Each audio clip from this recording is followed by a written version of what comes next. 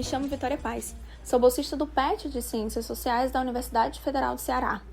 Nesse episódio, nós vamos trabalhar o capítulo 4 do livro Pêndulo da Democracia, de Leonardo Avritzer. O capítulo se chama Do Homem Cordial ao Ódio Cibernético. Membro do Comitê Científico do Instituto de Estudos Avançados Transdisciplinares, Avritzer é graduado em Ciências Sociais pela Universidade Federal de Minas Gerais, mestre em Ciência Política também pelo UFMG e doutor em Sociologia Política na New School for Social Research. Atualmente é professor titular do Departamento de Ciência Política da UFMG e autor dos livros Política e Antipolítica, Impasses da Democracia no Brasil.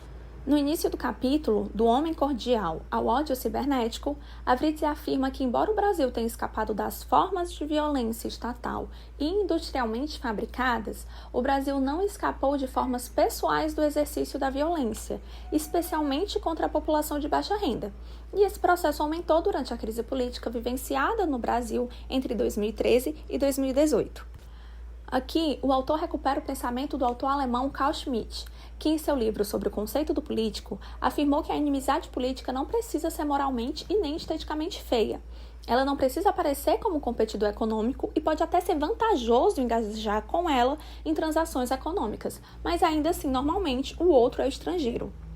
Para Avritzer, a questão é que no Brasil, esse outro não é o estrangeiro, mas sim o próprio brasileiro, mas o brasileiro pobre e, em geral, da cor negra.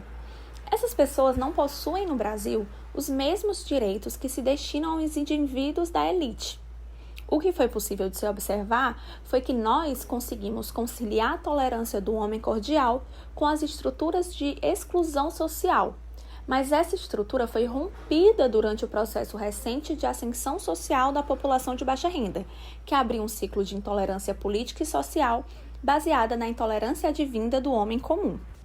Na atual conjuntura, a violência social e política é expressada pelo cidadão de bem, essa figura que já está incorporada no folclore brasileiro, apesar de ser bem real.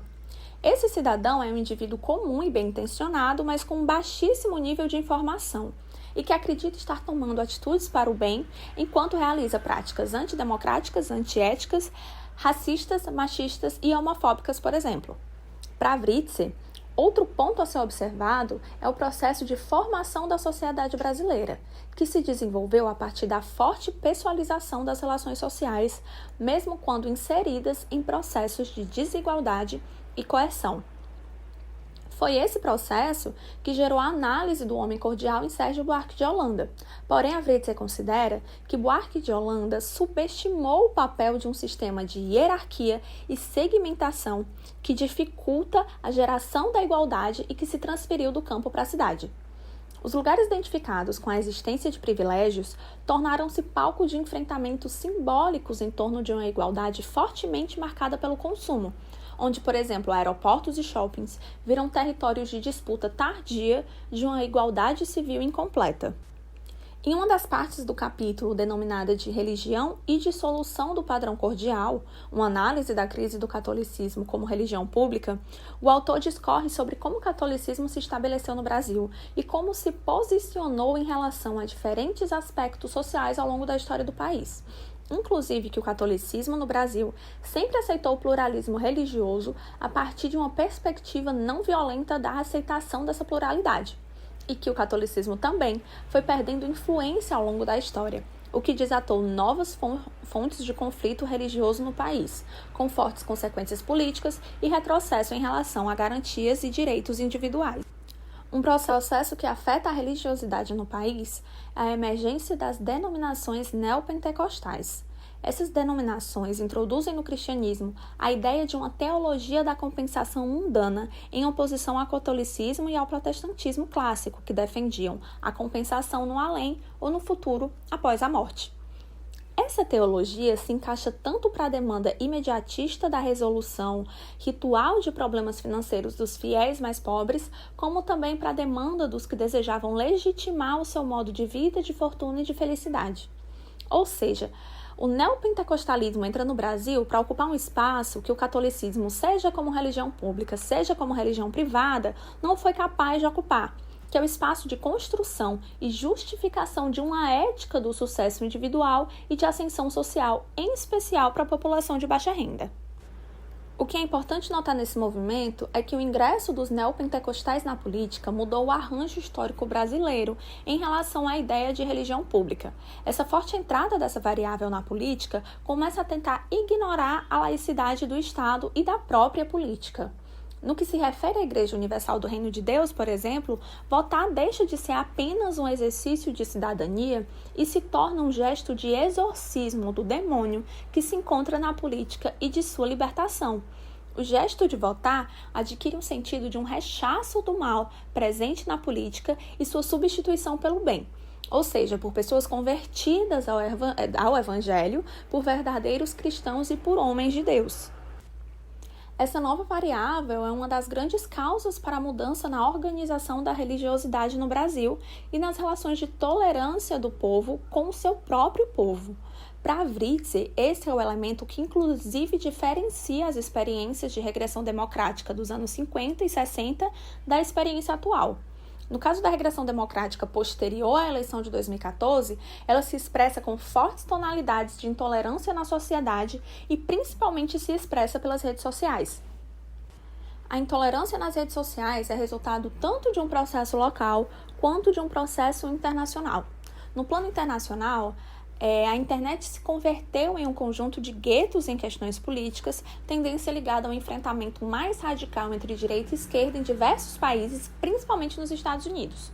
No caso brasileiro, eram poucas as estruturas digitais de mobilização conservadora até junho de 2013, quando durante as manifestações, o Movimento Brasil Livre lançou seu perfil nas redes sociais. As mobilizações digitais se intensificaram a partir daí.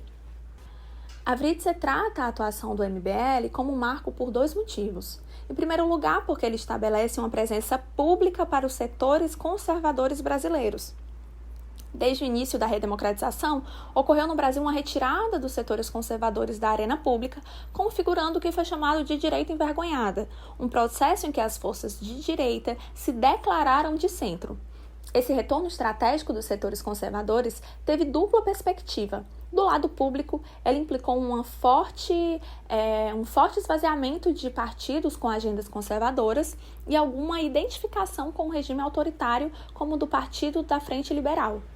Do outro lado, houve a sobrevivência de agendas conservadoras rearticuladas a partir de 2013, em especial por movimentos sociais conservadores como o MBL e o Vem Pra Rua.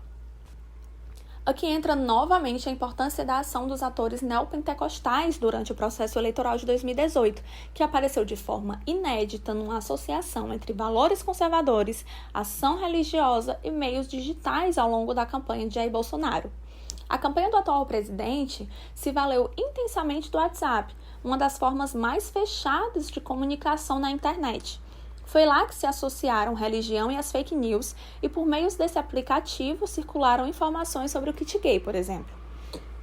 Nessa conjuntura se percebe um relaxamento da elite do poder judiciário brasileiro que não foi capaz de coibir nem abusos econômicos e nem a disseminação de fake news durante o processo eleitoral de 2018. A crise política atual começou com um forte movimento jurídico e midiático contra o Partido dos Trabalhadores, que implicou tanto em condenações jurídicas quanto forte crítica midiática e acabou não mais restrita à concentração no PT. Como a mudança pendular que levou à forte regressão democrática tratou o problema de corrupção de forma espetacular e com forte apelo midiático, ela conseguiu ao mesmo tempo abordar o problema sem nenhuma contribuição significativa no campo institucional e arruinar a reputação do sistema político junto à opinião pública. E ao arruinar a credibilidade das instituições, o brasileiro médio acaba se informando em redes fechadas de comunicação que estão mais propensas às fake news, como são nas redes sociais. Esses elementos também sugerem que o judiciário brasileiro é parte desse itinerário de ascensão do poder das instituições da contrademocracia acima do sistema político. A obra O Pêndulo da Democracia faz uma análise importante sobre o caminho que o Brasil trilhou para chegar até o momento em que estamos hoje. A leitura da obra completa é fundamental para entender a análise do autor e em que o autor baseou sua tese. Aqui finalizamos o episódio de hoje. Obrigada!